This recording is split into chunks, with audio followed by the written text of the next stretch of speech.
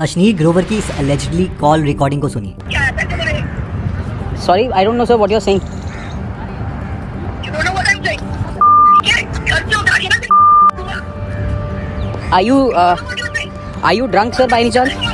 यहाँ पर कोटक महिंद्रा बैंक के एक एम्प्लॉय को गालियां दी जा रही है और इवन उनका एनकाउंटर करवाने की धमकियां दी जा रही है। कॉल के पीछे की स्टोरी ये है कि अश्नीर को नायका आईपीओ के शेयर्स खरीदने थे और इसके लिए वो कोटक से 500 करोड़ का एक लोन लेने वाले थे और इसकी सारी फॉर्मेलिटीज भी पूरी हो गई थी। बट बिल्कुल लास्ट मोमेंट में कोटक ने इस लोन को कैंसिल कर दिया और अश्नीर को करोड़ों का नुकसान हो गया, जिसके बाद अलेजेडली उन्होंने कॉल में गालियां दी और कोटक को लीगल नोटिस भी भेज दिया। बट सवाल ये उठता है कि एक मिलियनेयर होते हुए भी अश्नीर शेयर्स खरीदने के लिए बैंक से लोन क्यों ले रहे थे। दरअसल यहाँ पर अश्नीर लोन लेके और भी ज्यादा पैसे कमाने और अमीर बनने की प्लानिंग कर रहे थे और फाइनेंसिंग में इसे लेवरेजिंग कहा जाता है। यहाँ अगर नायका के शेयर्स की वैल्यू अपने खरीदे हुए प्राइस से 1% भी बढ़ती तो लोन की वजह से उन्हें 1% of 500 crore which is 5 crore का प्रॉफिट उन्हें मिल जाता। इस कॉन्सेप्ट को हम आगे डिटेल में समझेंगे। अब हमें से कई लोग ये सोचते होंगे कि लोन लेना तो एक बैड आइडिया है और भरा लोन लेके कोई पैसे कैसे कमा सकता है। बट हम ऐसा इसलिए बोल रहे हैं क्योंकि हम में से ज्यादातर लोग ये नहीं जानते कि दुनिया के रिचेस्ट लोग अमीर बनने के लिए सबसे ज्यादा लोन्स का ही इस्तेमाल करते हैं। बट हमारे लिए ये भी जानना जरूरी है कि ज्यादातर इंडियन लोन्स लेने से डरते क्यों हैं और क्या रीजन है कि मिडिल क्लास लोग लोन्स को नेगेटिवली देखते हैं। इसे समझने के लिए इस डेटा को देखिए। यहाँ पर पर्सनल लोन सबसे ज्यादा पॉपुलर है और इसके साथ ही आज मैक्सिमम इंडियंस कार लोन्स और क्रेडिट कार्ड लोन्स भी ले रहे हैं और ये सारे लोन्स बैड डेट की कैटेगरी में आते हैं, जिसका मतलब है कि हम ये लोन्स लेके लायबिलिटीज खरीद रहे हैं जिसके बदले हमारी कोई इनकम जनरेट होती ही नहीं। उल्टा इसके लिए हमें हमारी जेब से एडिशनल पैसे खर्च करने पड़ते हैं। फॉर एग्जाम्पल, एक रिसेंट सर्वे के अकॉर्डिंग आज हर 5 में से 1 इंडियन अपने ट्रैवल के बिल्स पे करने के लिए पर्सनल लोन ले रहे हैं और 10% इंडियंस तो अपने EMI और क्रेडिट कार्ड्स के ड्यूज भरने के लिए लोन ले रहे हैं। वहीं दूसरी तरफ अमीर लोग लोन्स लेके अपने लिए कोई बंगलो या कार नहीं खरीदते, बल्कि इस लोन से वो एसेट्स खरीदते हैं जिससे वो और ज्यादा अमीर बन पाए। फॉर एग्जाम्पल, वो लोन पे लिए हुए पैसों को रियल एस्टेट, स्टॉक्स या बिजनेस में लगाते हैं जिससे उन्हें अपने लोन की EMI से ज्यादा रिटर्न्स मिलते हैं। इनफैक्ट हर वेल्दी इंसान काफी सारे लोन्स लेके ही आज वेल्दी बने हैं और ये मेरा नहीं, क्रेडिक्स के फाउंडर कुणाल शाह का मानना है। Every wealthy person has become wealthy by taking a lot of loans. But यहाँ डिफरेंस यही है कि ये सारे लोन्स गुड डेट की कैटेगरी में आते हैं जिसे एसेट्स में या फिर उस बिजनेस को एक्सपैंड करने के लिए इन्वेस्ट किया जाता है ताकि वो हजारों करोड़ों रुपए के प्रॉफिट कमाए। अब हम में से कई लोग सोच रहे होंगे कि 1, हम जैसे मिडिल क्लास लोगों को ऐसे इन्वेस्टमेंट करने के लिए भला पैसे कौन देगा, और 2, इवन अगर हमें लोन मिल भी जाता है तो एक आम आदमी की रिस्क टेकिंग एबिलिटी होती कितनी है। वो लोन वाले पैसों को ऐसी जगह लगाने का रिस्क कैसे ले जहाँ पर पूरे पैसे डूबने के चांसेस है। और ये पॉइंट एकदम ठीक है। किसी भी नॉर्मल मिडिल क्लास आदमी को अश्नीर ग्रोवर की तरह 500 करोड़ का लोन कोई भी नहीं देगा, ना ही उन्हें कोई रियल एस्टेट या किसी बिजनेस में इन्वेस्ट करने के लिए लोन आसानी से मिलने वाला है। और इस प्रॉब्लम का सोल्यूशन यही है कि हम स्टार्टिंग में वहां से शुरू करें जहां पर बहुत ही कम पैसे लगा के हमें ज्यादा ग्रोथ मिल सके, बेशक वो शुरुआत कितनी ही छोटी क्यों ना हो। और कुछ ऐसा ही इन नॉर्मल मिडिल क्लास लेडीज ने आज से 60 साल पहले किया है। इन्होंने 1600 करोड़ की कंपनी खड़ी कर दी और वो भी बिना किसी एजुकेशन और बिना किसी बिजनेस एक्सपीरियंस के, वो भी अपने घर की छत से शुरू करके। हम बात कर रहे हैं लिज्जत पापड़ की और इनके फाउंडर्स ने पहले दिन सिर्फ 4 पैकेट बेचे थे और काफी कम लोगों को ये पता है कि इस कंपनी को 1959 में 7 मिडिल क्लास गुजराती लेडीज ने शुरू किया था ताकि उनको घर चलाने के लिए कुछ एक्स्ट्रा पैसे मिल सके। और इसे शुरू करने के लिए उन्होंने 80 रुपए का एक छोटा सा लोन लिया था। वही आज लिज्जत पापड़ इतना सक्सेसफुल है कि ये ऑलमोस्ट 50,000 लोगों को एम्प्लॉयमेंट दे रहा है और इनका एनुअल टर्नओवर 800 करोड़ से भी ज्यादा है। ठीक इसी तरीके से 1978 में ये लड़की एक पुराना गराज रेंट पे लेती है और पूरे दिन गर्मी में यहाँ काम करती रहती है ताकि वो अपनी बायोटेक्नोलॉजी कंपनी खोल सके। और शुरू में तो किसी ने सपोर्ट नहीं किया, बल्कि उल्टा इनके साथ कोई काम करने के लिए भी रेडी नहीं था। और फाइनली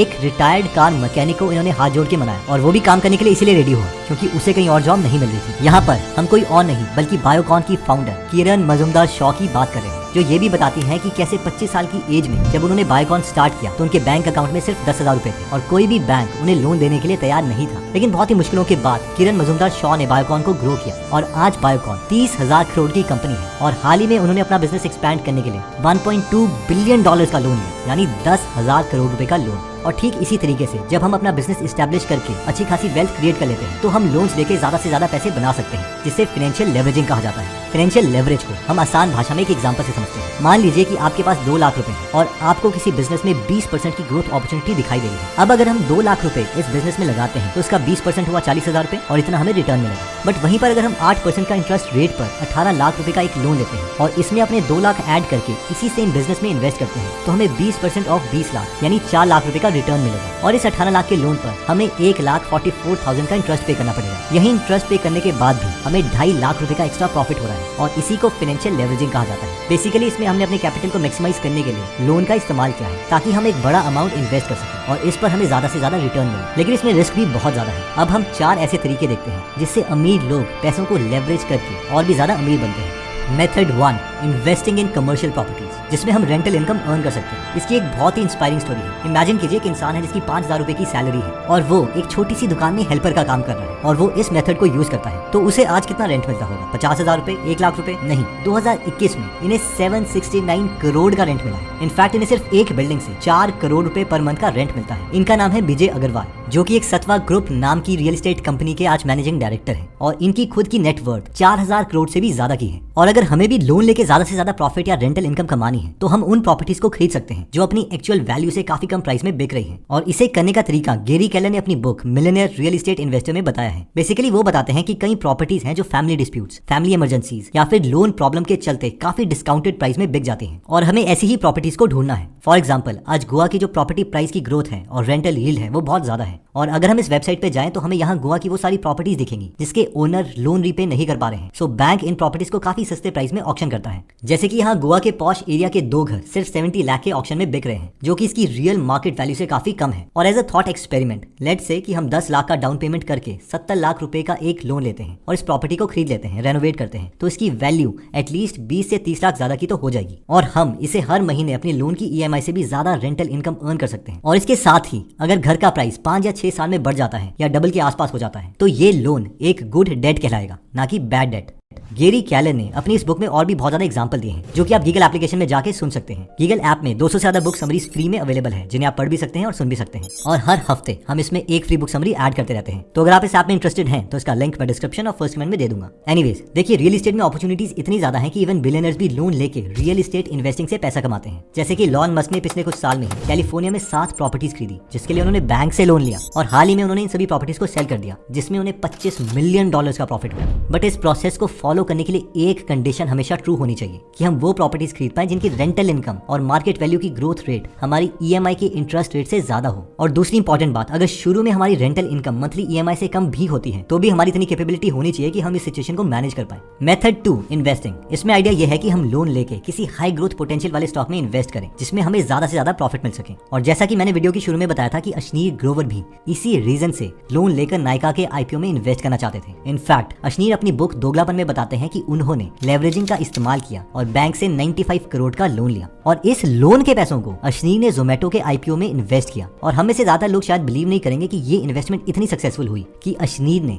सिर्फ 8 मिनट में 2.25 करोड़ रुपए कमा लिए और वो भी लोन का इंटरेस्ट पे करने के बाद। और शायद कॉल रिकॉर्डिंग में अशनीर का इतना गुस्सा होने की वजह भी यही है कि नायका IPO के शेयर्स ऑलमोस्ट 80% गेन के साथ लिस्ट हुए थे और अगर उन्हें टाइम में लोन मिल जाता तो उनके पैसे ऑलमोस्ट डबल हो जाते। बट लोन लेके इन्वेस्टिंग करने में जितना ज्यादा प्रॉफिट है इसमें रिस्क भी उतना ज्यादा है। ऑल्सो जहां अशनीर जैसे इन्वेस्टर्स के पास मिलियंस ऑफ डॉलर्स की वेल्थ है, वहीं दूसरी तरफ हम जैसे मिडिल क्लास इन्वेस्टर अगर थोड़ी बहुत वेल्थ इकट्ठा कर भी लेते हैं तो भी हम लोन लेके स्टॉक मार्केट जैसी रिस्की जगह में इन्वेस्ट नहीं कर सकते क्योंकि हम में से ज्यादा लोगों को नॉलेज भी कम है और साथ में चांसेस भी यही है कि इससे हमारे सारे पैसे डूब जाएंगे। मेथड 3, बट अगर हम रियल एस्टेट और स्टॉक की उतनी नॉलेज नहीं रखते हैं तो हम लेवरेजिंग का इस्तेमाल अपने बिजनेस प्रॉफिट्स को बढ़ाने के लिए कर सकते हैं और इसमें 2 तरीकों से हम लोन लेके अपने बिजनेस को एक्सपैंड कर सकते हैं। पहला तरीका यह है कि जैसे हाल ही में मुकेश अंबानी ने $5 बिलियन का एक लोन लिया जो अब तक की हिस्ट्री में इंडिया का सबसे बड़ा कॉर्पोरेट लोन है। बेसिकली उन्होंने ये लोन अपने बिजनेस को एक्सपैंड करने के लिए और पूरे देश में 5G नेटवर्क को बढ़ाने के लिए लिया है। इवन वेदांता ग्रुप के चेयरमैन और फाउंडर अनिल अग्रवाल भी ये बताते हैं कि कैसे जब वो अपना माइनिंग बिजनेस ग्रो करना चाह रहे थे तो उन्हें कोई 50 लाख का लोन भी नहीं दे रहा था। तो अनिल अग्रवाल जी ने धीरूभाई अंबानी जी को अप्रोच किया और उन्हें एक पार्टी में बुलाकर उस बैंक के मैनेजर से मिलवाया, जिसके बाद वो बैंक मैनेजर इतना इंप्रेस्ड हो गया कि उन्होंने अनिल अग्रवाल जी को 50 लाख का लोन दे दिया। और आज वेदांता ग्रुप इंडिया की सबसे बड़ी माइनिंग कंपनीज में से एक है और अनिल अग्रवाल जी खुद एक बिलियनर है।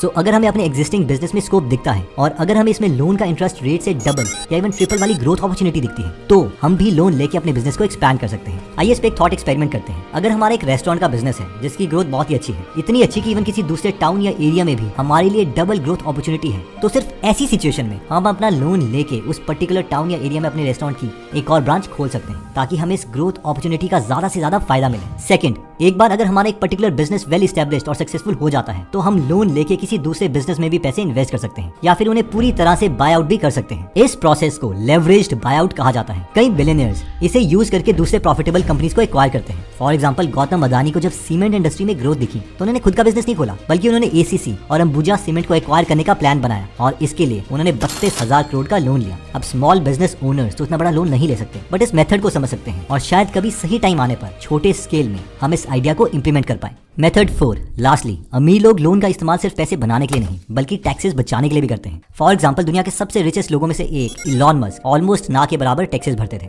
इसलिए इलॉन मस्क अपने कंपनी से कोई सैलरी नहीं लेते, बल्कि इसके बदले वो अपनी कंपनीज के स्टॉक्स को ही एज अ पेमेंट एक्सेप्ट करते हैं, जिसकी ऑन पेपर वैल्यू हर साल बिलियन ऑफ डॉलर है। बट क्योंकि वो इन स्टॉक्स को बेचते नहीं है, इसलिए गवर्नमेंट इसे इनकम नहीं मानती और इसलिए इन्हें इस इनकम पर कोई टैक्स नहीं देना पड़ता। इसे बेचने के बजाय वो बैंक के पास जाते हैं और उन्हें कहते हैं कि मुझे मेरे स्टॉक्स के बदले कम इंटरेस्ट वाला एक लोन दे दो ताकि मैं अपने खर्चे चला सकूं। और क्योंकि उनके शेयर की वैल्यू 20 से 30% हर साल इंक्रीज होती है, तो वो बार बार अपने लोन को रीफाइनेंस करते हैं। सो बेसिकली वो एंड में ऑलमोस्ट 0 टैक्स पे करते हैं। ऊपर से ऐसे लोन पर कोई टैक्स भी नहीं लगता। और अगर हम किसी कंपनी को ओन करते हैं तो हम भी ऐसे लोन लेके अपने टैक्सेस मिनिमाइज कर सकते हैं और इसे और भी कई एसेट्स खरीद सकते हैं। इन